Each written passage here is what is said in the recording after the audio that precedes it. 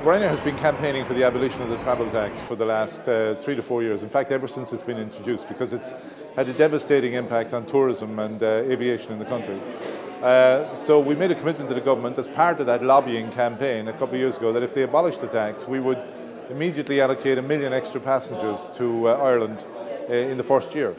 And we invited all the airports to take part in negotiations with us. Shannon have actively been talking to us for ever since we put in the Shannon-Alicante route here last year. So we took up that discussion with them further in the last week, and we very quickly came to an agreement. So this is very big news for Shannon. It's almost a doubling of Ryanair's passengers, and it's big news for Ryanair because it's a year in which we'll have very little growth ourselves because we've no new aircraft. So we're effectively taking capacity and aircraft and passengers from other airports around Europe to give it to Shannon as part of this expansion in Ireland. And we think with the profile of the routes here, it's going to mean hundreds of thousands of passengers and tourists into the country, particularly from Germany, France and Poland.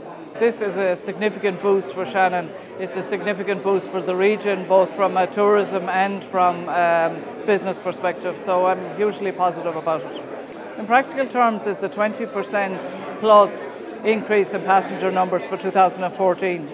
That's significant. I think that independence is a huge boost for Shannon. It's agile, it can make its own decisions, and that's hugely important. It's important that we were first out of the traps today in terms of this announcement ahead of any other airport, so another first for Shannon.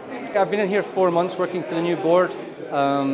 And it's a funny one because people ask me, what would it be like compared to before? And I don't know what it really was like before. What I do know is that my board are very fast on their feet, very commercial, and we can make quick decisions. And there was a quick decisions needed on this one, and that seems to have resonated very well with both the Irish departments who have created the tax change as well as the airline.